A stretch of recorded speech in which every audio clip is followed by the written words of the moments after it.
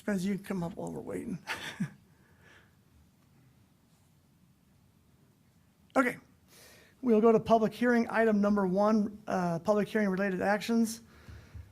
The council will accept public comment and may approve the following items. Item number 1, public hearing on the proposed tax increase for the city of Saratoga Springs. I have to read this first. The city of Saratoga Springs is proposing a 50.03 property tax increase for an additional $3.1 million in revenue that will be generated each year by the proposed increase in the certified tax rate to 0.001467 for the purpose of funding public safety with the intended use of additional fire and police services. Spencer. Evening, Mayor and Council. If it makes you guys feel better, last time we did Truth and Taxation for the city here, I was in high school. So it's been a while. As the mayor stated, this is a proposed property tax increase as part of fiscal year 26-27. It is, the city is asking for $3.1 million in additional property tax revenues. It's approximately a 50% increase. So right now, without the property tax increase, our property tax rate would be 0.000978. And with the increase, proposed increase would be 0.001467. Any questions for staff at this time? No. Can I say one thing, Chris? What? Spencer, can I say one thing? Yeah, go ahead. Can you translate that? I mean, we're all talking about the 50%, but can we ask on the medium income, like on 500,000, what does that mean? So as part of the presentation that we have to do, the property tax impact schedule, the state requires us to do it on I believe it was a median average home, which is $541,873 in the city of Saratoga Springs. That would be an approximately $145 increase per year. So versus what you're already paying for the city. Okay, thank you. Yeah. Thank you, Spencer. We'll move to the public hearing. So I'm going to open the public hearing for public hearing item 1. Please be respectful in your comments. Please limit your comments to 3 minutes. Time may not be given to another commenter. Please avoid repetitive comments. We do have currently 11 people signed up in the room for public comment. I will go down the list. We also have submitted public comments that we will read, and then we potentially will have online public comments. We're going to start with the in-room comments. We're going to start with Julie King. You have 3 minutes.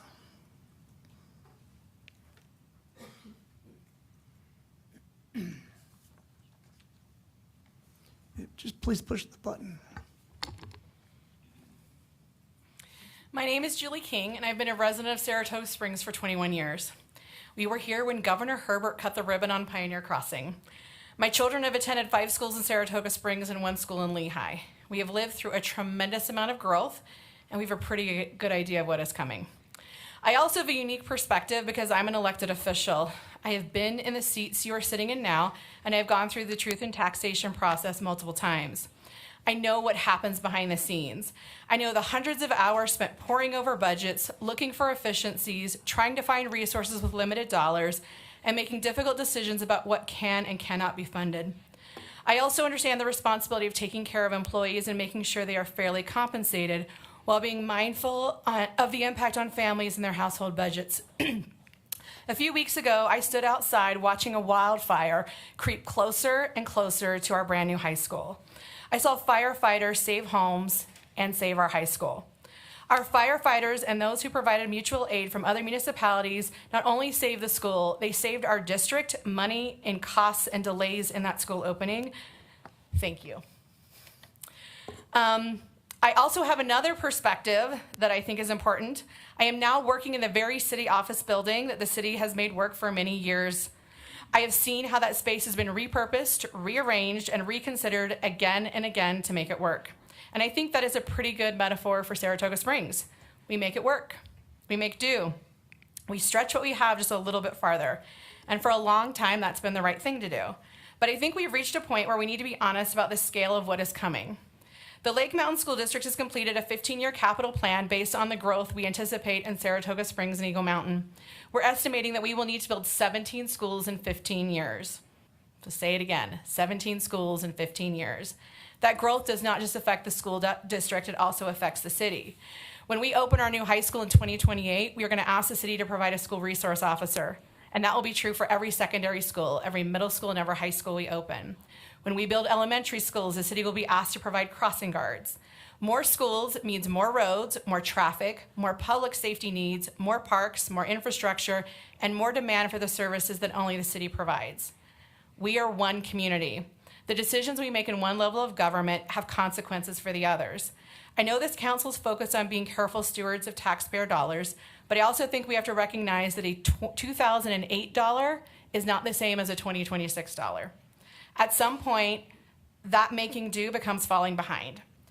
At some point, stretching what we have becomes asking our employees to do more with less, delaying necessary investments, or shifting costs into the future. We have made it work. We have made do. I believe we need to make thoughtful investments today so that we aren't paying a much higher price for deferred decisions tomorrow. As a resident and a tax-paying individual, I want you to know that I support the proposed certified tax rate. Thank you. Thank you. I just want to verify with staff that we're running the clock. Correct, okay. All right, next we have Daniel Dunham. I will try and get everybody's name right.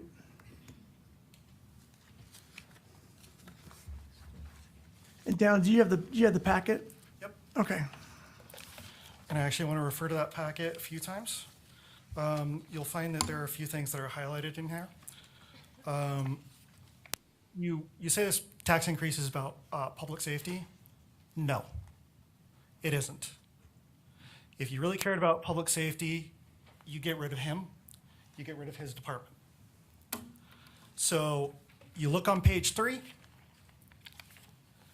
you'll see that use of deadly force. There have been 5 instances in the period where his department has been responsible for the death of 5 different individuals. You look on page 5. During the same time period, there have been no reported homicides in the city of Saratoga Springs. The only deaths involving police are those caused by the police. When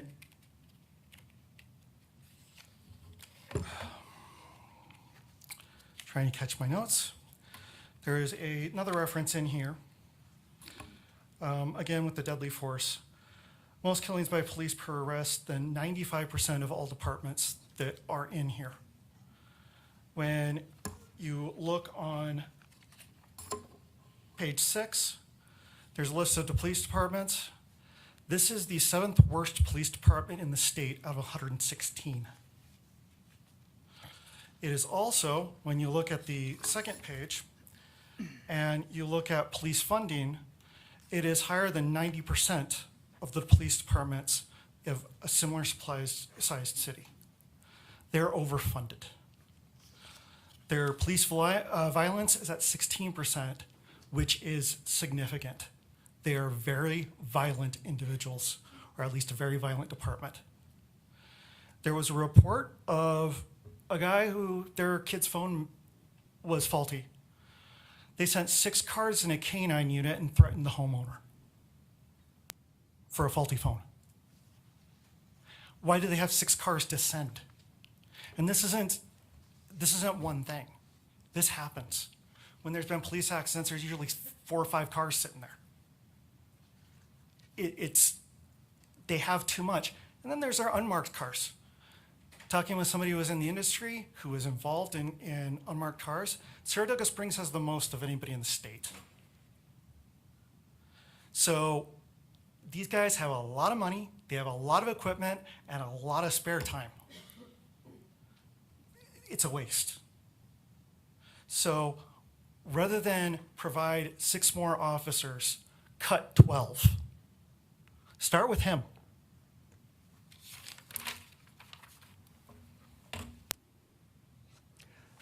Thank you. We'll go to Cecil Turley.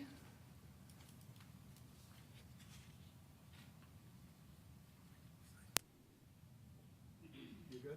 I didn't sign. Okay. Okay. Not bad. Then we'll go to Morgan Humphreys, I hope. I got that right. Morgan, am I good? Yep. Okay. Thank you. So I'm here because of the tax increase, 50%, we're one of the highest in the state. I understand the need, I think it's excessive. First off, what are we doing with our tax money? Are we being good stewards or are we not? The only thing I can do is go off of what I know. I'm an engineer, I'm not trying to be picky on the engineering department, but I went through their stuff and just pure math, the average cost of each employee is 190 grand.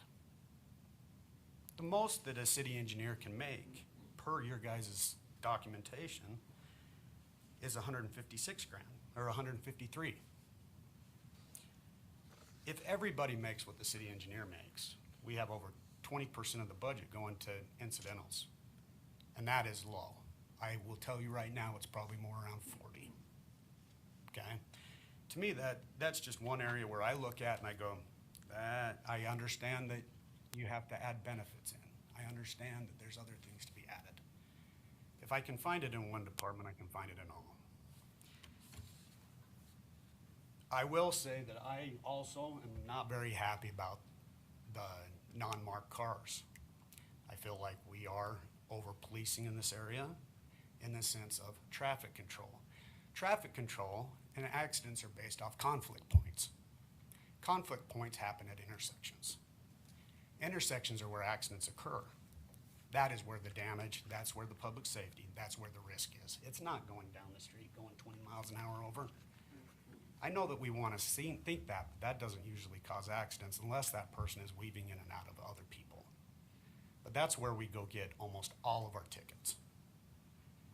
That, I think, is wrong. If it's a public safety issue, go to the intersections. Don't go to the straightaways. That's not gonna, if somebody's speeding there, that's not gonna cause it. Okay? Third point, what does animal control do in this city? What do? They go get dogs and then they charge you to get them back. Okay? It's starting to feel like an ongoing thing. Okay, the police like to police where people can't see their cars and they get revenue. The animal control goes and gets revenue from dogs. We ask to come get cats, they go trap them first. A cat.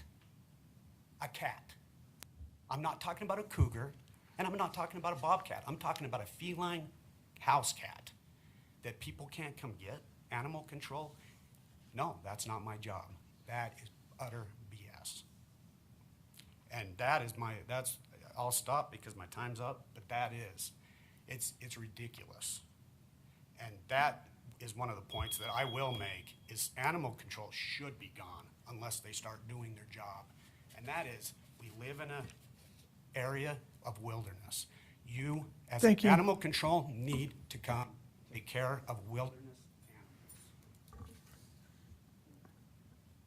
Thank you. We will go to Brian King.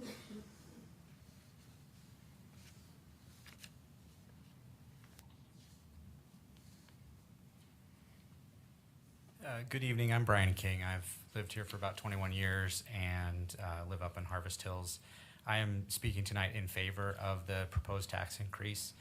I looked down the list of things that are that we need and will pay for with this, and I think those are all things that I want. I want to know that we have safety officers out there citing individuals who are cutting roundabouts or driving erratic. Taxation would be for funding additional fire and police services. I was not aware that nearly 2 million of it would be going to other things.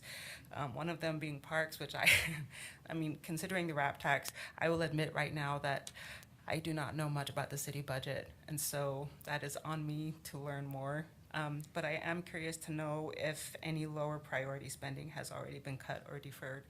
But I just have to say, I'm truly grateful for for law enforcement and firefighters. Having had the opportunity to be a firefighter for a day, they have done an outstanding job. I'm just really grateful for them. Thank you for your service and your time. Thank you, Leah. We'll go to Jennifer Scranton.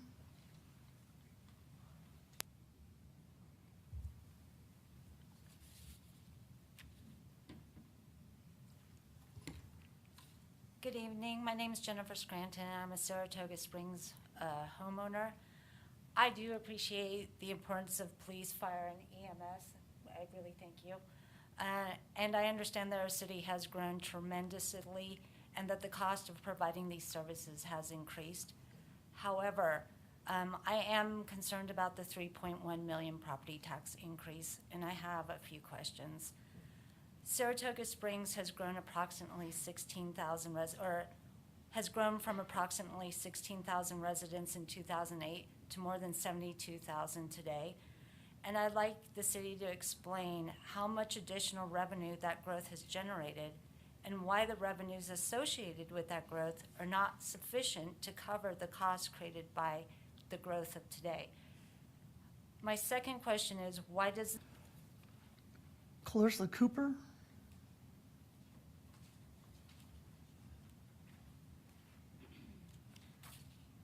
Hi, I will speak quickly and plainly. I wanted to say that I am super happy to pay more taxes, especially when they support the library and my house not burning down. Big fan of my house not burning down, big fan of the library. I run things with the Friends of the Library, and frequently before I would talk to people and they'd say, oh, I didn't know we had a library. And everyone I talk to now loves the new space, and it's amazing, and it's a lifeline to moms in the community with story time. But like that fills up, and it's not because the room is full, it's because they don't have the staffing to be able to supervise more kids in there. So I am really excited about the idea of there being more employees for the library with the tax increase. And so I just wanted to say thank you for doing the brave thing and asking the people of Utah to pay $150 a year for just amazing benefits. My husband, when I was telling him about the benefits for the library, thought that that tax increase was exclusively paying for the library because of how much value we feel like we would be getting there. So thank you. I appreciate it. Thank you. You got Karen Crouch.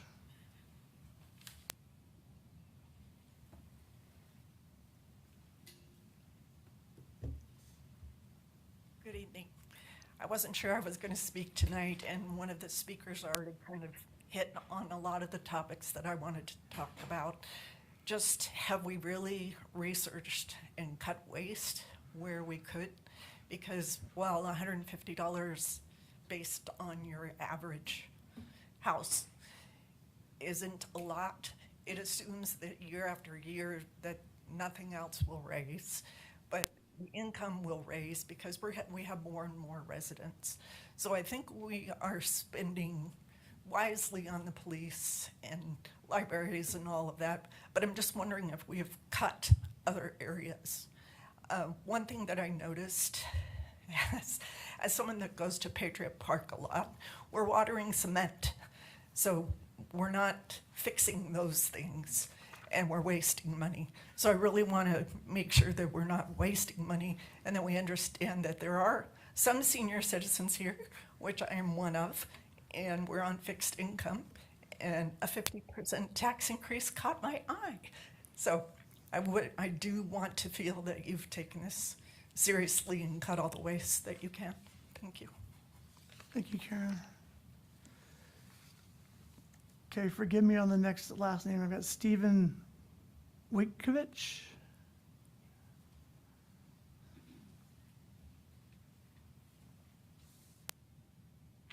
Hi.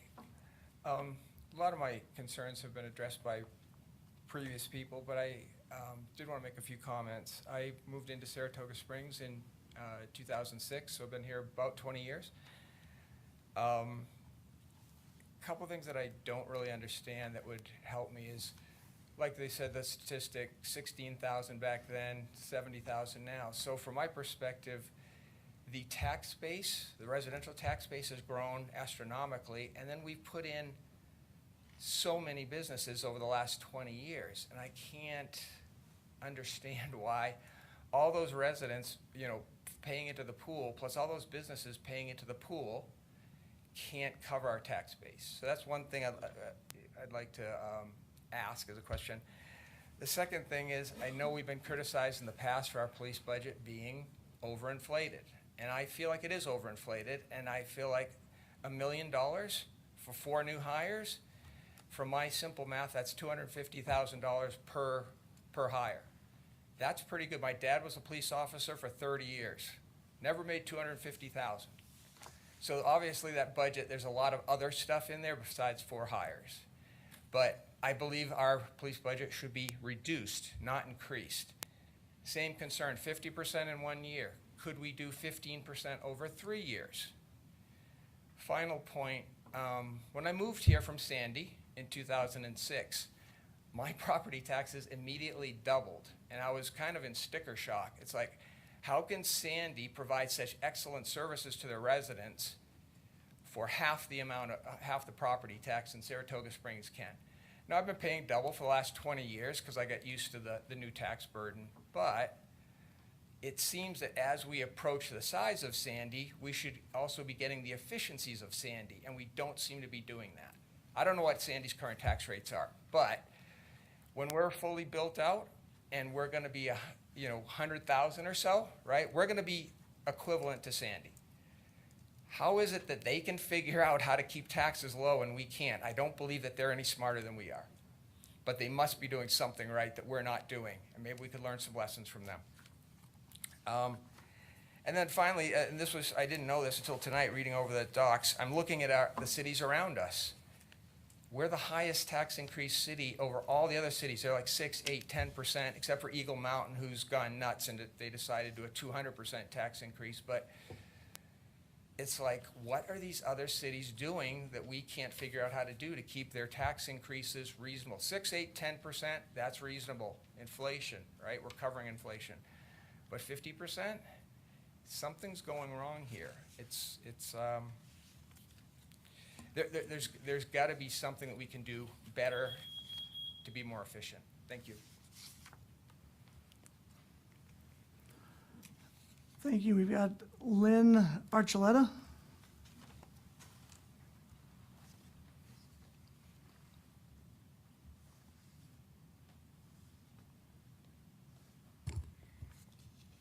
Hi.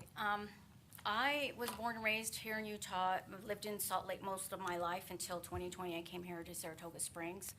I worked for the state of Utah for 38 years, ending as a budget officer for the Department of Veterans and Military Affairs. So I understand budgeting very well, and I've been up to the legislature and gone through that whole budget process for the 12 years that I worked for the Department of Veterans Affairs. And I am also just retired last year, and the 50% really screamed to me as well. I understand, and I expect to have tax increases every year, and I get that. You know, I understand it's necessary, but 50% is extreme, especially when have always been a single parent and have struggled my whole life.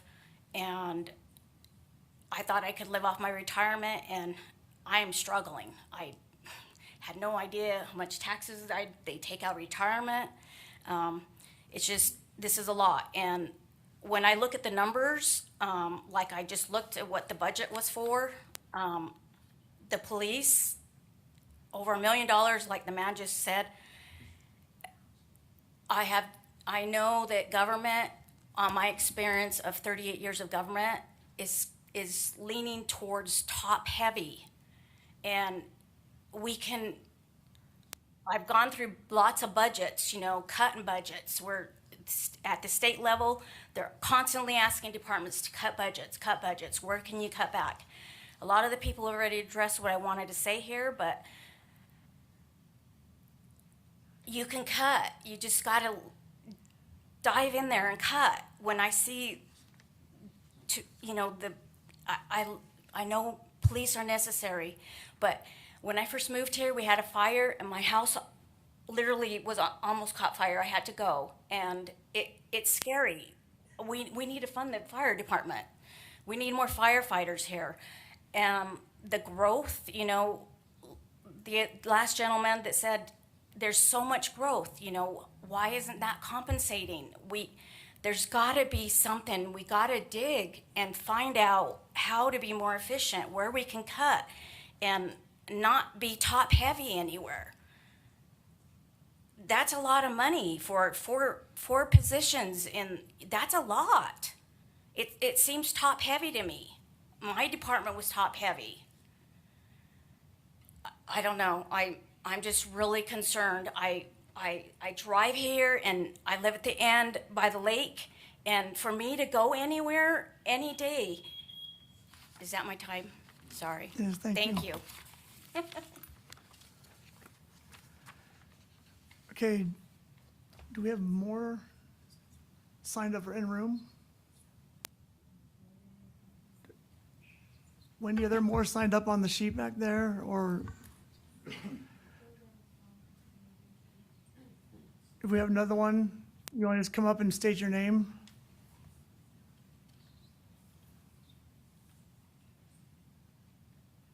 For in-room, if you want, if there's more public comment, you can come up to the microphone, state your name.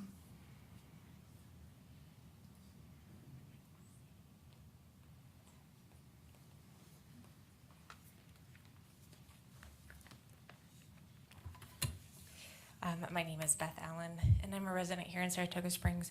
And I do have similar questions that other people have asked, is why the growth in businesses haven't compensated for the tax need. And I'm wondering if some of the businesses have been given incentives, like have they gotten tax breaks, and maybe that might need to be explained or something. And then I'm also just making a comment on the library. I love the library, absolutely love it. It's super hard to volunteer there. So if there's a way to make volunteering easier at the library, then maybe we wouldn't have to hire other people if it wasn't like a 6-month process of background checks and just to volunteer. If we weren't so picky on the volunteers. Thank you. Thank you. While we wait to see if there's more, let's go to some of the onlines. Nikki, if we could do that. Yeah, go ahead, Mark, sorry. Mark, did you have something?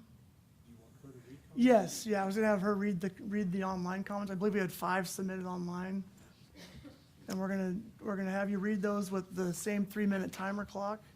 And if whatever doesn't get read in the 3 minutes will just be, it's already submitted into the record. All right, we have Kevin Marsh. He says, I'm opposed to increasing property tax rates by this much. I can't speak for others, but I have been observing that the last few years have been death by 1,000 cuts. Everything is getting more expensive. Every tax rate is going up. Every purchase we make just to survive has gone up by dramatic amounts. While wages have largely remained stagnant, I understand the need for additional revenue to counter some of the shortfall, but this amount is too much and will further strain the budgets of those who can afford it the least. Please consider an increase of 12 to 17% instead of 50. That's the end, Katie.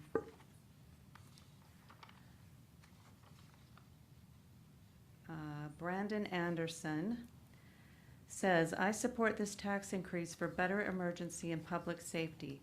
I've lived here long enough to watch Harvest Hills go from the edge of a town to a cut-through. Mountain View Corridor empties into my neighborhood and more and more. What comes down Harvest Hills Boulevard is not resident traffic. Redwood Road is worse. The city is the only group that can solve this problem, and we need better enforcement of traffic laws along our roads. With this tax, the city can hire additional law enforcement officers so we can better enforce the existing laws by slowing down cut-through traffic on our residential roads and along Redwood Road. It will make our roads safer for our kids, and we desperately need them to be safer. Please say yes.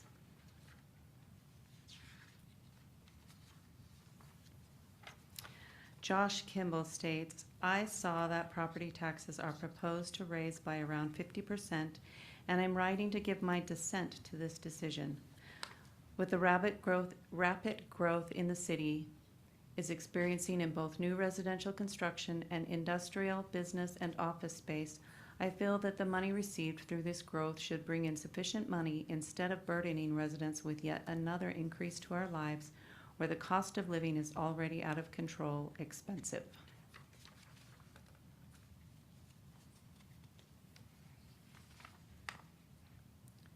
Jordan Hyde says, Mayor and City Council, this comment is in support of the proposed tax rate increase. While paying higher taxes is uncomfortable, the proposal is a necessary and reasonable investment in the continued success and well-being of Saratoga Springs. The purpose and justification for this increase are clearly stated in the proposal, with spending specific to services the entire city rely and depends on. It is hard to argue against the necessity of well-funded police officers, firefighters, and emergency personnel with appropriate and adequate training and equipment. As our city continues to grow, this investment will be more important. This proposal is fiscally responsible and justified. I put my full support behind this proposal and encourage the City Council to approve the proposed property tax increase. This proposal is fiscally responsible and justified. I put my full support behind this proposal and encourage the City Council to approve the proposed property tax increase. That was in there twice.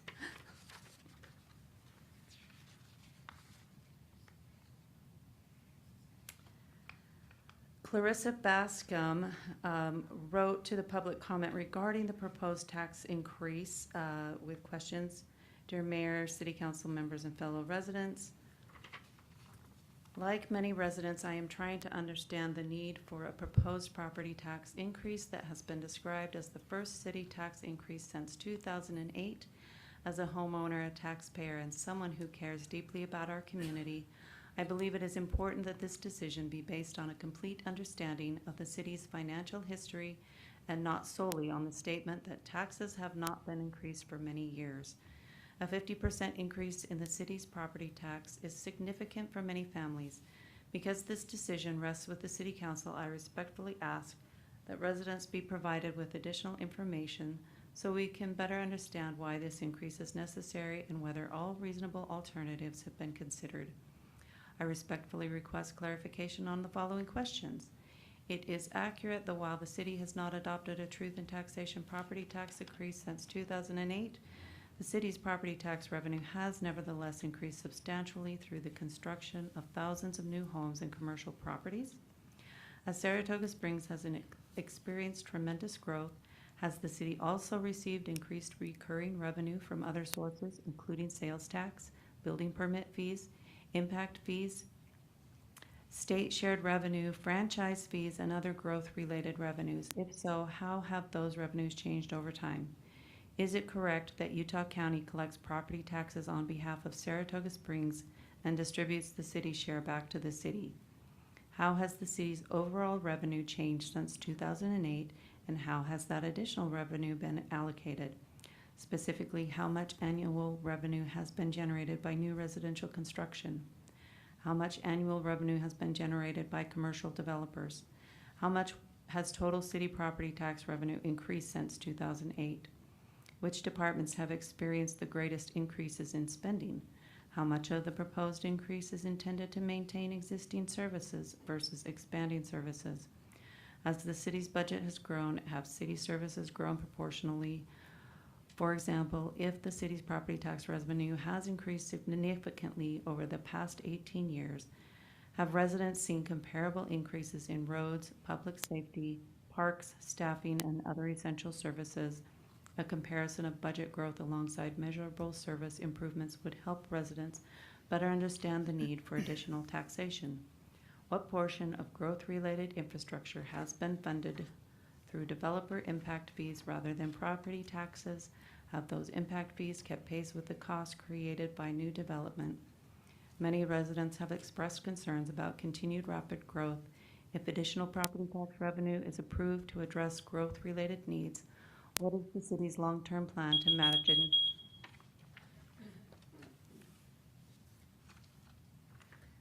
Anne, have we received any more? We have not. Is Derek Andrews online? Does he want to speak? He is not online, but there are two people online. One just has a phone number, and one I do have a name. Do you want me to do you want to do those first, and then we'll wait? If Derek doesn't show up, we can read his? That's great. Yes, for sure. Sure. So I am going to promote Tammy Christofferson to a panelist so that she is able to share her thoughts with us. In doing that, I'm going to also move my computer to the front so that the city council can see her face if she wants you to, because that was something that we were supposed to ensure that residents had that ability.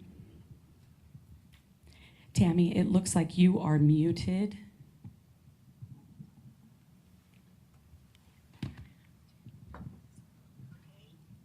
Perfect. So hold on just 1 second. I'm going to turn up my sound and put a microphone to my speaker so that you can become part of the public record.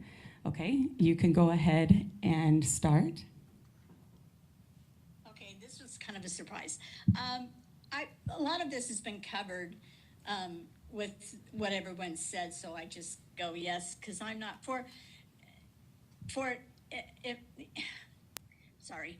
For us who are retired, I figured that this increase, it is 20% of income that I get from Social Security and what little I've saved. 20%. And when it said in 2008, they haven't had any increase, but my property taxes have gone up 5% every year. But I'm also for, if it's 51%, why can't we drag it out over time and not just go wham, 50%? That's just, it just gets really scary that we have these huge things, and as a senior, you sit there and think, okay, where am I gonna cut? Do I not take a medicine that I need to have because that's cutting into what I have budgeted for the month? And unlike the other people have said that where's the other income coming from all these other people who've moved in and businesses and people? Why is that not being compensated? But I agree with a lot of what other people have said. Thank you. Thank you. And then we have another attendee. It looks like they joined from like a phone, and so we just have a phone number. So if they can share their name before they speak. I am, let's see, why are you not? Sorry. Okay, it's not.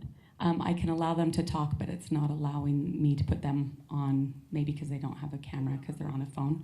So I'm going to allow them to talk.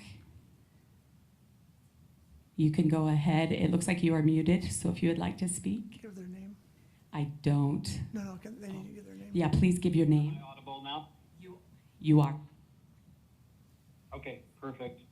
My name is Derek Andrews. I've been a resident of Saratoga Springs since 2013, and I've prepared some words in opposition to the 50% tax increase.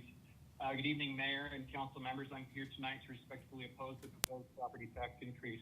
I want to be clear. I support responsible funding for police, fire, roads, and the essential services our growing city needs. My concern is whether a 50% increase in city property tax revenue is necessary right now, and whether the city has adequately demonstrated that it is. Saratoga Springs is growing rapidly. The city's own budget documents recognize strong economic and residential growth, record sales tax revenues, and continued expansion of the tax base. The city grew by roughly 8% in the most recent year reflected in the budget, and substantial additional growth is projected.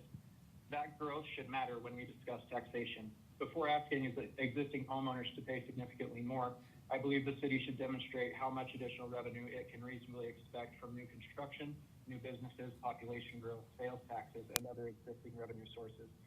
Many homeowners are already struggling with the cost of living and today's housing prices. A home's increasing assessed value may represent wealth on paper, but it isn't cash in a homeowner's bank account. Increasing the tax burden on people simply because their homes have become more valuable can put additional pressure on families who have never actually realized that increase in value. There is another issue I believe deserves attention: flock license plate reader cameras. The Fourth Amendment protects Americans from unreasonable searches and seizures, and organizations such as the ACLU have raised serious concerns about automated license plate surveillance, because it is actually surveillance. It is not just a reader. It is meant to surveil and monitor citizens who have not committed a crime, nor have reasonable articulable suspicion that they are about to commit a crime. This can put additional pressure, I mixed up because I needed to add more detail on that. So this includes, from this technology, it includes collection, retention, sharing, and accessibility of location data, not only within our own police department, but carrying across multiple departments statewide and countrywide. I'm not suggesting that every use of this technology has been ruled unconstitutional. I am saying that residents deserve strong safeguards before government collects detailed information about where people travel.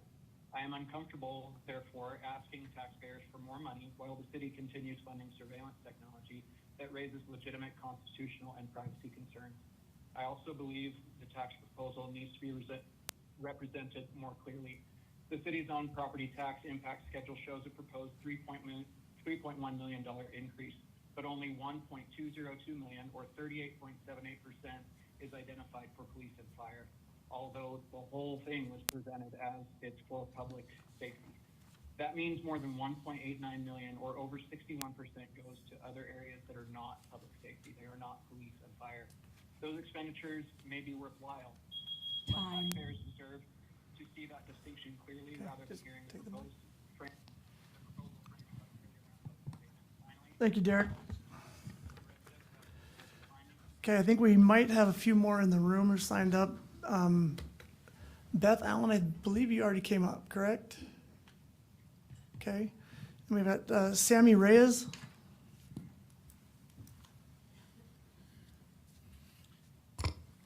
Hello, my name is Sammy. I'm a homeowner in Saratoga Springs. We recently moved over here. I'm not opposed to taxes. I understand that expenditure is needed. I am opposed to the 50% tax increase. What we don't have is, I think, visibility to where the money is. There are other revenue sources, sales tax, building permit taxes or fees, revenue from traffic fines. I think my concern, and I don't want to speak for everybody else, but where's that money coming from? How much is that money? Your tax base has increased tremendously. How much more money are you getting? I mean, it's like I don't know if there's no visibility, and I don't know where to get that. If you can provide that to us for us to understand how much money you're handling and how much money you still need. We also would like to, somebody asked a very reasonable question, is what other expenses did you cut? Is there anything unnecessary or anything you can do less with that's been cut, like, for example, watering concrete? It's a good point.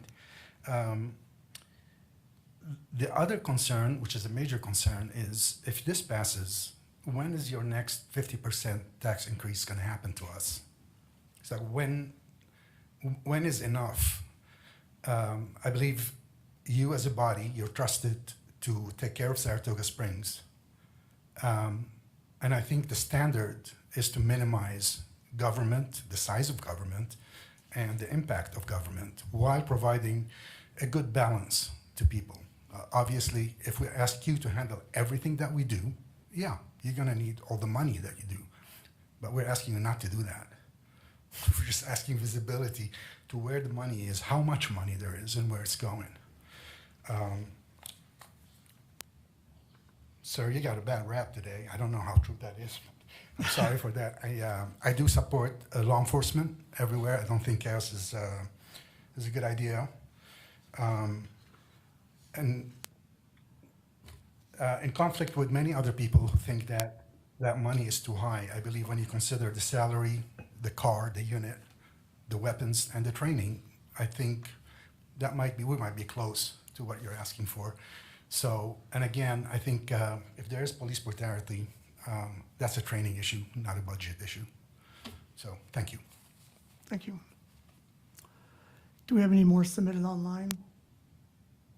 Nikki or Ann? Or any more on Zoom? Okay, let me check the room again. Is there any more in the room?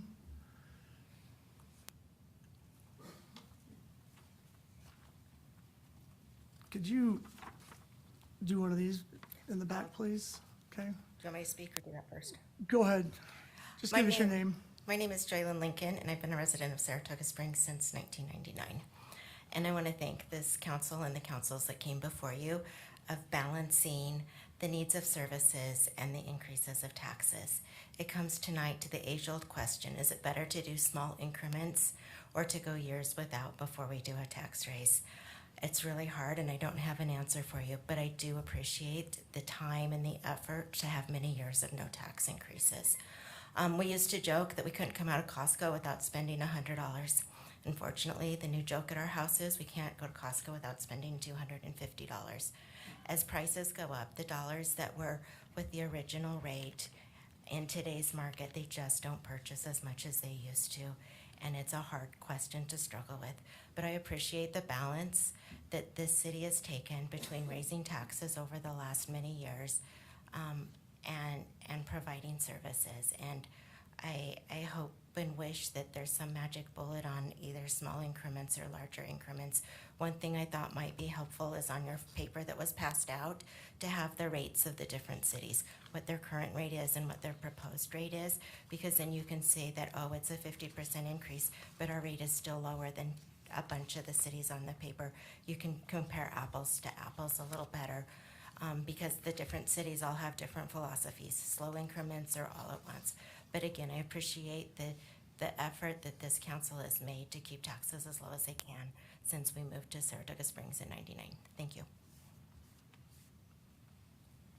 Jolene, please don't forget to put your name on there. Ann, are there any more on Zoom? There are not. Nikki, is any more emailed in? We do not have any more emails or anyone else on Zoom. Okay. Is there anybody else in the room who would like to participate in the public hearing?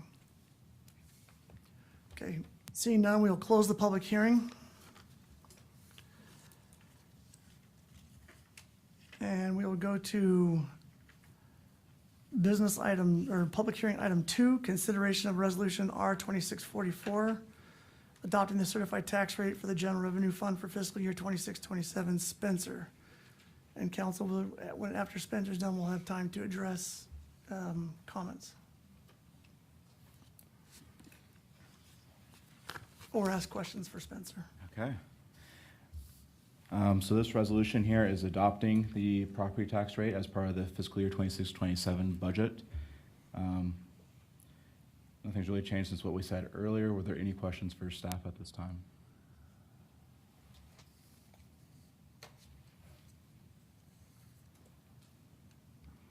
No. I have a question. I'm gonna go to, yeah, council. Yeah. Spencer, I know that staff has put in an untold number of hours at the request of city council to make sure that we were using the dollars wisely. When we look at the last time that taxes were raised as an absolute dollar amount in 2008, do you have any idea in the back of your mind or handy what inflation has done to the cost of the city and its operations? I don't have that handy right now, the inflation since 2008. We can prepare that for you at a different time if you want. Well, I think it'd be safe to say that inflation has had a devastating effect on the cost of operations in the city over time. Would that be a fair statement? Yeah, inflation has been a factor. We had that burst in the early 2020s. I know we had a lot of discussions during that time how to address that and keep the city competitive with staffing and all that. So yes, it's been a factor. So this has been a struggle then, as long as you've been in the finance department helping to balance this budget with what the income is coming in from not only existing home, but also new construction. Would that be a fair statement? Yes, every year we have to go through this discussion, and it's always a question of how we can balance the budget and how we can address the city's needs. And what is the first concern in doing that? When you, I know that's an open-ended question, but in balancing the budget, what is the first concern in doing that? Generally paying for existing services already, making sure that we don't have to cut anything. Okay, thank you.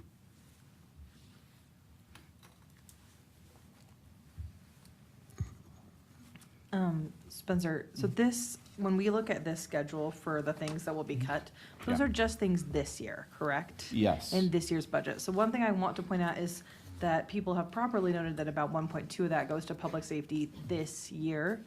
But if I'm looking, and I'm looking at our budget projections right here, we project to spend, for anyone in the audience, I hope this is okay to say, 14.5 million this year on public safety, and 17.6 next year, which is a 3.1. A lot of those people are hired after this budget year. So these are the people that are impacted, just to clarify it for me too. We've already made a lot of hires. So these ones right here. But we have not hired for these positions. We have not hired for these, but we've already started staffing for the potential future fire station, or as I guess the fire department's called it, the outpost. I think, correct me if I'm wrong, Chief, you already have the ambulance running out of there, right? Yeah. So, and that's what I want to clarify for some of the people in the audience. It is true that only 1.2 of this is going to public safety right now in the immediate, but in the next 6 to 12 months, we do plan to hire 22 additional firefighter paramedics, as well as several more police officers. So this is ongoing beyond this year, these funds. If I could, this year, the law relative to property tax increases changed. And so in addition to showing what we are going to use the tax increase for, we are also obligated to show what would we not fund if the tax rate increase did not go through. And so we looked at the budget. As you stated very eloquently, there are some things that we just absolutely have to do. And so those are the public safety items. And so some of the things that would not be funded, they have nothing to do with the property tax. We're talking about, freeing up other revenue streams and other revenue sources by not making those additional expenditures. And we're trying to follow the legislative intent. So none of the positions that are identified in the alternative budget have been hired or filled. Those cannot be filled by state law until after our rate is certified, once this evening's process goes through. So fundamentally, we did show a lot of things that are not public safety related, but public safety, we generate about $6 million a year currently in property tax. As you indicated, it's about $14 million in this year's expenditures, and it's going to go up another $3 million next year. So fundamentally, the property taxes that we are increasing are only a small portion of what public safety fees will be, and they will continue to grow as we fully staff the fire station in coming years, as well as add additional police officers. Thank you for clarifying. Just to reiterate, that does not mean that we're going to raise taxes again to meet that, right, Mark? Okay, just want to clarify that. Thank you for coming. Thank you for participating in this. I know there are some people that are for it and against it. I see some gentleman in the back wearing an America 250. It's a beautiful place to live. We have the freedoms to do this and discuss as citizens. I get some of you aren't happy. I wasn't happy when we first started talking about this. It was a hard decision, as some people were for, and we counseled back and forth. We went to staff. We did look at budgets and what we could trim. Some of you have stressed that you're not as informed. You don't have the information in front of you that you would like to have. I think we can work on that. It might be after the vote, but at least we can get you the information that you need. You're the public, you deserve it. So we'll do something to get you that information. At least maybe I can't, but we can ask staff to do that. The people up here are citizens of this city too. We don't go home and cross the Saratoga Springs and leave to another community. This is our community. I've talked with several people that are on fixed incomes. I've talked to people that, when they first heard the 50%, it was higher, and we've reduced that. So why, Lance? Why are we doing this? Why are we doing this? We provided a lot of information. If you don't have the information, once again, we'll work on that. But I want to let you know we did hear you. This exercise tonight, it was hard. It's hard hearing people that you live with, that you see at the store, that you, yeah. Anyway, not an easy discussion to have, but I'm glad we're having it. It's something that I think we need to celebrate, that I've been here in the city for over 25 years. The fact that we haven't raised taxes in over 18 years is amazing, and I want to applaud the previous councils and everything that got us to where we are. That's different than now. It's a little bit of a different story because of some other things that have come up, because our society has changed. If you look at some of if you get down to the bare bones of what the police and fire department do, the calls per citizen, the calls per officer, the calls per employee have gone up.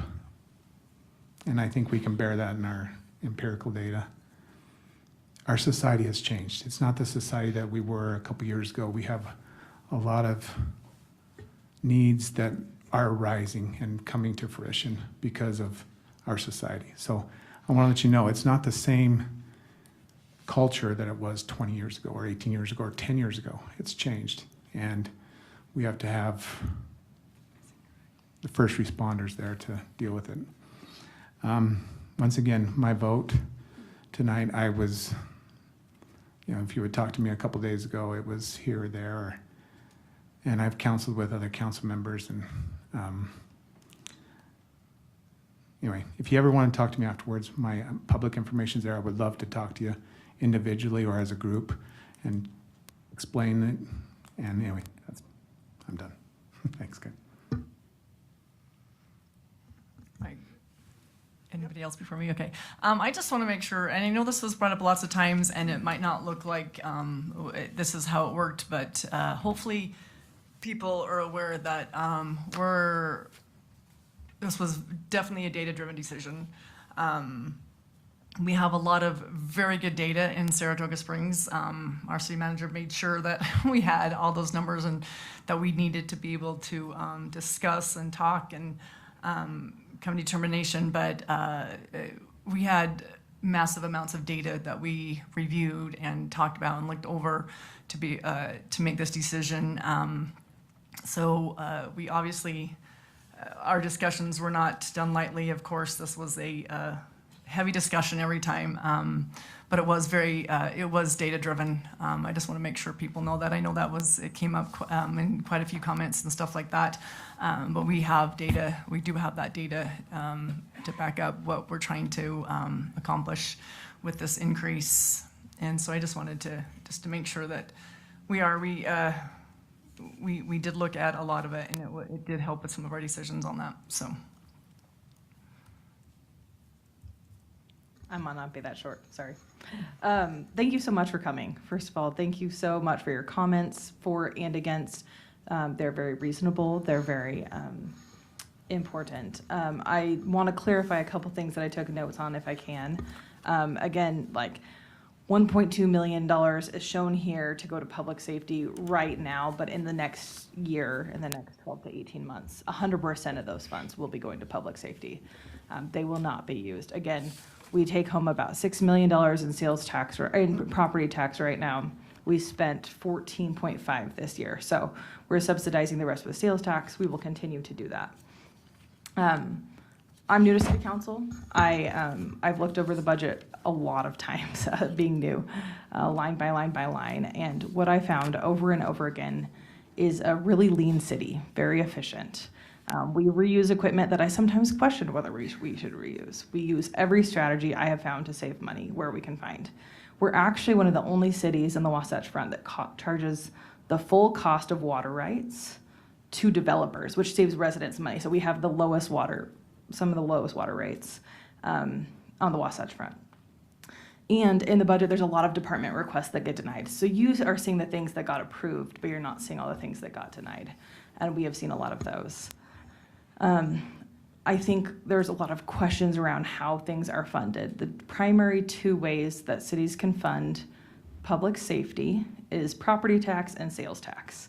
Our property tax, as we know, is not even covering half of our public safety cost. Our sales tax has been enough to do that for many years, but we're facing some headwinds. There's some proprietary information that I can't say in a public meeting. But we do have some things that will make it difficult, specifically with this large increase in our firefighting force, to do that. But just some numbers that I can share. 2024, we spent $9.8 million in combined fire and police. Then it was 12.3, 14.5, and a lot of this is because it's a really competitive market. We just did a retirement tier 2 retirement pickup like a couple weeks ago for our police and fire to better recruit more people. We want the best, most experienced people coming to our city, and I think that's really important. And that costs money. And so property tax also, with the certified tax rate, as your values go up, the rate goes down. That's something I didn't understand before running for city council. And so that doesn't ever account for inflation. So we haven't raised property taxes in 18 years. I do appreciate lower rates, but that's 18 years of inflation that we are considering and trying to deal with as we try to keep tax rates low. So one other quick clarification, or two. I believe the city has 2 flock cameras that we are transitioning away from. Is that true? The rest are on private property. We have 2 locations. 2 locations, and we are transitioning away. So that resident can rest happy that we are trying not to use flock cameras in the future. I believe we'll be done with them by October. Okay, so those will be gone by October. I appreciate that. That is something, the privacy concern I think is valid. We will not be doing that. And there was another question about tax breaks to businesses, and I'm so happy to report that that is something that Saratoga Springs does not do.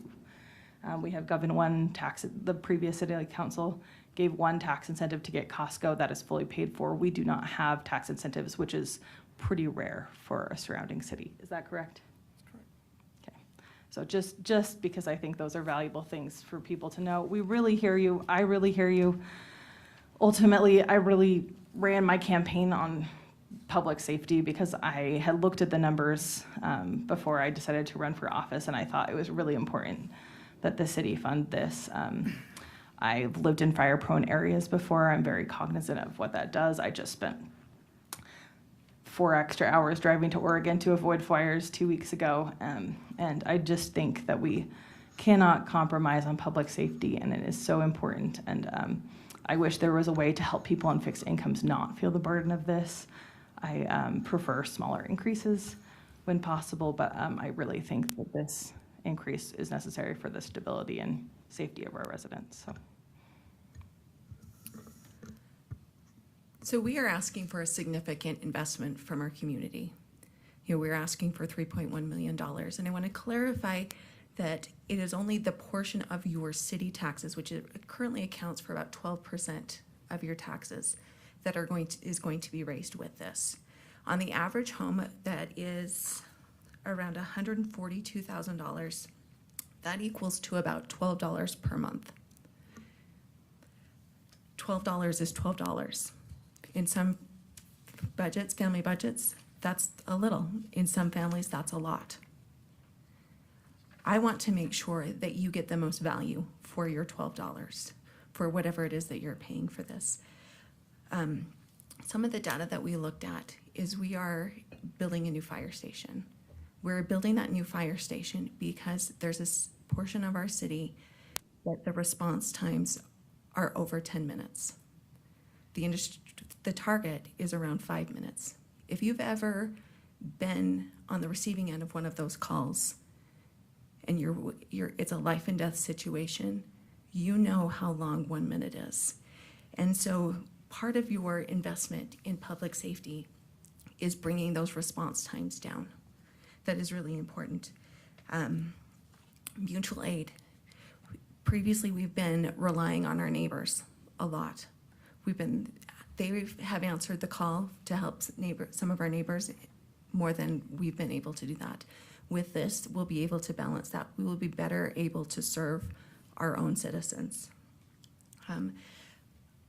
We want these we will be getting 24 new firefighters and 6 new police officers. We want to make sure that they are well equipped and well trained. So that is my focus. I understand that this is a big ask from our community. I understand that it does require sacrifice from some people and some of the family budgets, and that is a strain. So our commitment is to make sure that we give you as much value for that dollar as possible. Okay.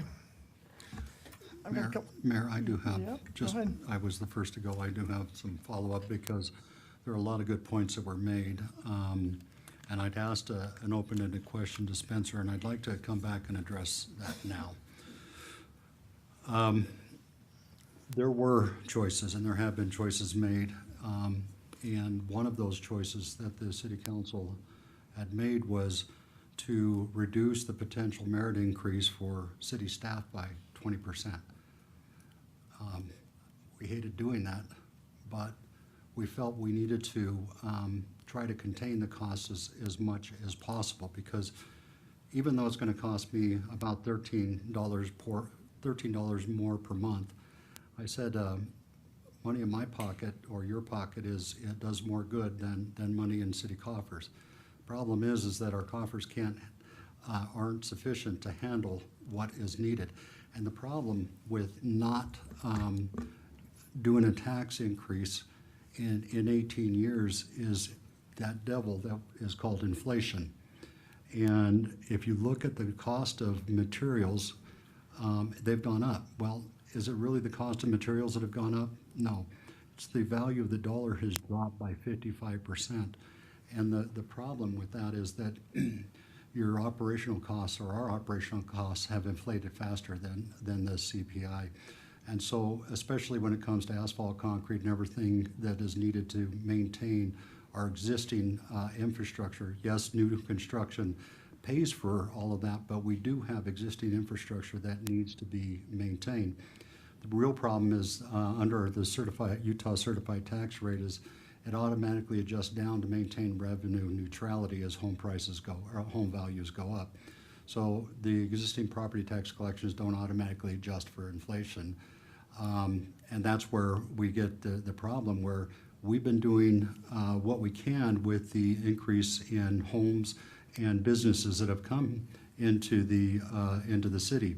So you can have a strategy to offset these inflationary losses without raising property taxes by sales tax growth. And we've seen substantial sales tax growth. Of course, some of that's going to leave our city now with the opening of Walmart in Eagle Mountain and in Lehigh. But it is volatile. And the other is the revenue from the new residential developments will help short-term cash flows, and it has. But each new subdivision adds long-term maintenance burdens, more miles, roads, pipes, more emergency calls, and we've seen that with our emergency calls. As Council Member Davenport pointed out, that almost 11 minutes, it's over 10, is insufficient.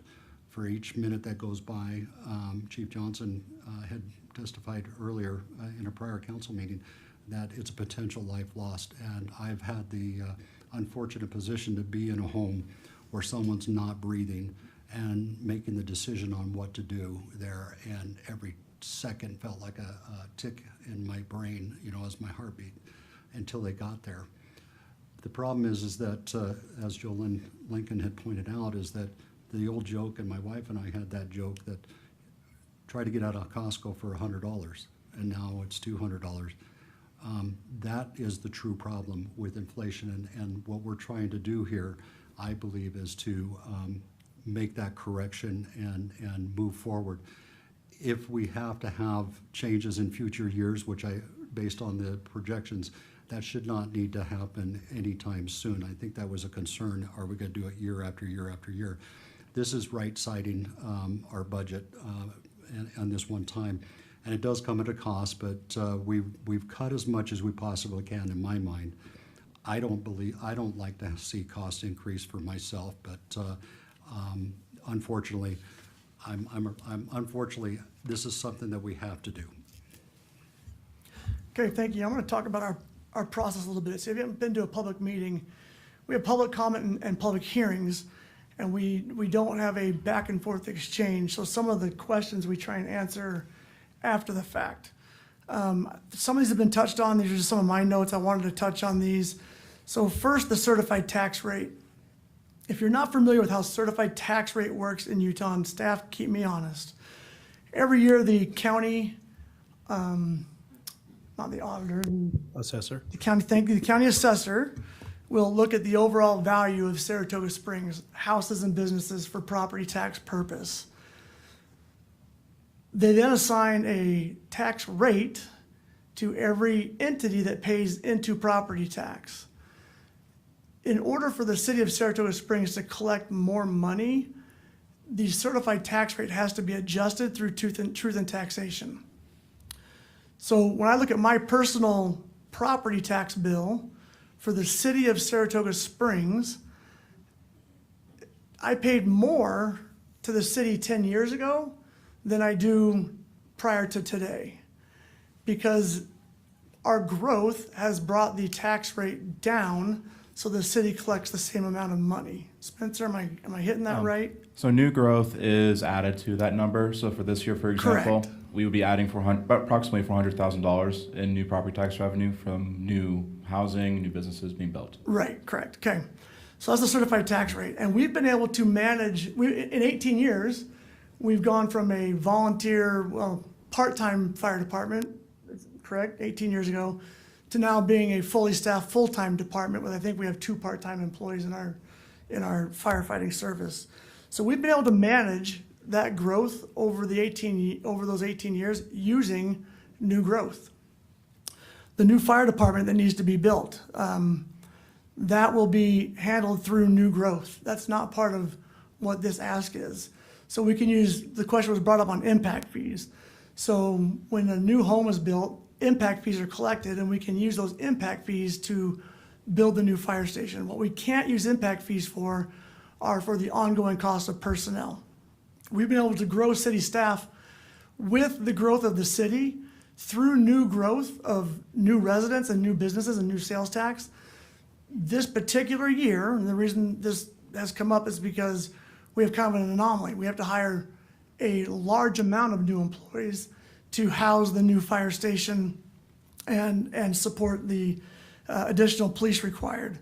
And so the increase is fully going towards partially funding the public safety cost that we incur. And it's just the personnel, it's not the fire station. The question was brought up on tax incentives, and Councilmember Wilson talked about this. There's only been one incentive in the history of Saratoga Springs, and it was Costco. It was about a 10-year deal, and it was paid off in 7 years. And it was not a property tax incentive. It was a performance-based sales tax incentive. So they received a portion of sales tax collected from sales at Costco back until they hit a certain number, and that we projected about a 10-year payoff. It was done in about 7.5 years. And we don't have any other commercial or residential incentives that we're looking at in the future at this time. Other revenue sources. So this is something I had to learn early on when I was on the council. When you look at an overall city budget, a lot of the money that goes into a city budget is already earmarked and dedicated towards the expenses that it has to be per state code. So when we look at impact fees, we can't collect impact fees and pay for things that are not intended for.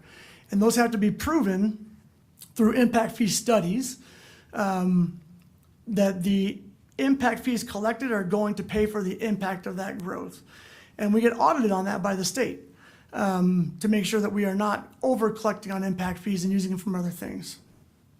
And then my final note was on budget documents. If you go to the city website and you just type in the search window, budget documents, you'll find a couple documents. One, there's about I don't want to guess, about a 300-page document that's the complete city budget, and it's there for every year. And then there's about a 7-page citizen budget, yeah, that for me is frankly much easier to understand than but the larger budget document does go through line by line, department by department on wherever all the spending and all the revenue is. Okay, are there any other questions or comments? Mark, I think you might have one. I just wanted to provide a bit of information. There's been several questions about new growth. I only have 16 years worth of data here, but if you think of 2009 and 2008, there was not a whole lot of new growth happening in Saratoga Springs because the market collapsed in 2007, sorry. On average, across those 16 years, the city has collected $266,051 in new growth over that 16-year window. So some years it was higher, other years it was only $2,511 of new growth in 2011. So what we're talking about is over that duration of time, about $250,000 a year in new growth tax value that has grown for the city. So again, a lot of questions that have been around that, but that's the numeric growth of what new growth has been over that time period. I think, yeah, a couple more comments, yep. Over here first. That's great. I just wanted to say thank you. When I talk about data-driven decisions, from what everybody said, that's how we do that. So I want to just tell my fellow council members, thank you for responding to all those questions about the data and what we use and kind of the why behind everything. Hopefully that's helpful to everybody. Why behind that with the data that we have for that, and just everybody who's here, everybody's online, anybody, please, if you still have questions, reach out to us. We appreciate you guys coming. That's how the process works, and we love it. We hope we answered a lot of your questions. Like Mayor said, we can't have the back and forth at this meeting, but we still love to have those. So please reach out if you want to. But thank you again for my fellow council members for bringing out that data, kind of a little bit of the data that we had in front of us that we could go off of. Yeah, and also staff, keep me honest as well. I wanted to address a little bit of the new growth that I found kind of interesting. So the cost of public safety per household is just under $1,000 a year, $900 to $1,000, if we're at least similar to comparable cities. I was looking at a similar size city just north of us that charges the full cost of public safety, fire and police to their residents, and they're spending $947 a year for that. We're probably a little bit leaner than they are. We might be a little bit under that, but let's say $900. Currently, the median household spends $261 in property tax a year. So the rest of that is subsidized through sales tax. Commercial pays a little bit more, 45% more. So every time a new house is built, we are subsidizing more of the cost of their public service. So even though we are collecting more revenue, we are not collecting enough revenue. We're hoping, in the past, Saratoga Springs has paid about half property tax, half sales tax towards public safety costs. We're now down to a point where projected, if we don't pass this tax increase, next year we'll be paying 1/3 property tax, 2/3 sales tax. We're just hoping to get it back up to that halfway, that 50% level, because we believe that's better for the stable future. If there is a recession and the economy crashes, we don't have to lay off firefighters. And that is where I come down on this decision, is when I think about growth helps and it also adds costs. And so balancing that and making sure that our growth is sufficiently helping with those costs is one of the concerns I've had, because especially the sales tax fund it needs to be, I do want the library to be funded. I do want us to have recreation and parks, and I was too late signing up my kid for soccer, and I get the stress of parents in that situation, and I do want us to have a quality of life, and we do want to balance that and keep subsidizing with sales tax, so residents aren't paying the full cost, especially people on low incomes, especially people with fixed incomes. So this decision is just, how do we balance that? How do we come to, we really went back and forth on what the right number was. Do we want to try to, go higher, go lower, go over years? It is a hard decision no matter how you do it. I do believe we're really trying to balance keeping the budget really stable in a really fast-growing city that we can't always control the growth of, while we're actually, I think, the 12th largest city in the state, maybe the 13th at this point. We're up there. And when I moved in, I think we were like number 26. That was 5 years ago. So we really want to be able to provide services while keeping taxes as low. And I'm not sure if we've threaded the needle perfectly, but that is what I am trying to do here. Okay, council, any other comments? If not, I'll entertain a motion on public hearing item number 2. Oh, sorry. On business item, action item 2. Thank you, Kevin. Motion on action item number 2. I move that we consider resolution R 26-44 dated today, adopting the certified tax rate for the general revenue fund for the fiscal year 2026, 2027. Approve or consider, you said consider. Oh, sorry.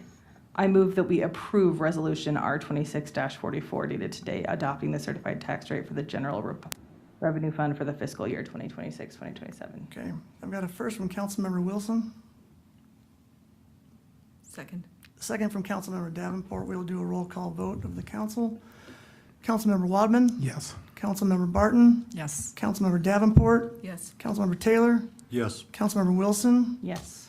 Okay, that resolution passes. We will go to public hearing item 3, public hearing for the City of Saratoga Springs final fiscal year 26-27 budget, presentation of the FY 26-27 final budget. Spencer? Okay.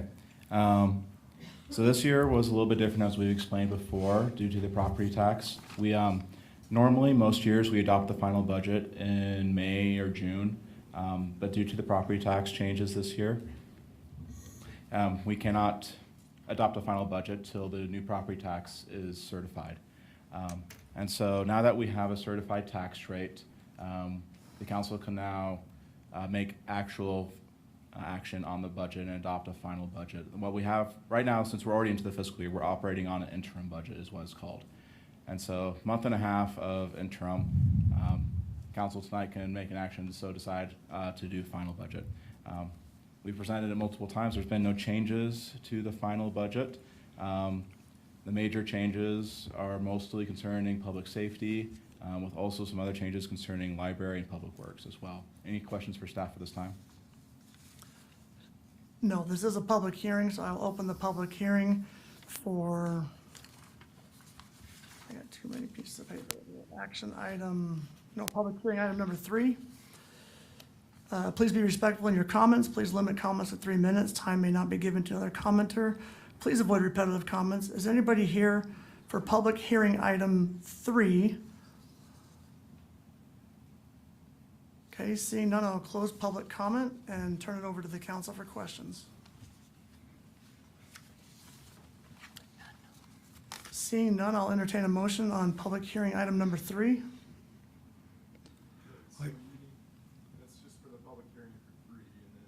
Four is the consideration. Okay, thank you, Kevin. So that is, that closes out public hearing item number 3. We'll go to action item 4, consideration of ordinance 2635, dated today, adopting a final budget for FY 26-27, including a property tax rate increase, compensation schedule for elected and statutory officers, and compensation increase for defined municipal officers. I move that we, Do we have, real quick, are there any questions on this action item? Okay, I'll entertain a motion. thank you. I move that we approve ordinance number 26-35 dated today.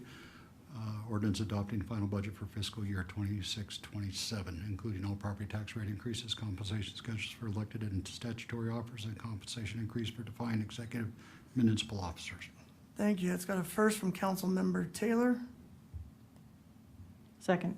a second from Councilmember Wilson. We'll do a roll call vote. Councilmember Wilson, Yes. Wadman, Yes. Barton, Yes. Davenport, Yes. Taylor. Yes. Okay, final budget passes unanimous. If there, is there need for closed session tonight? No. No need for closed session. So without objection, we are adjourned.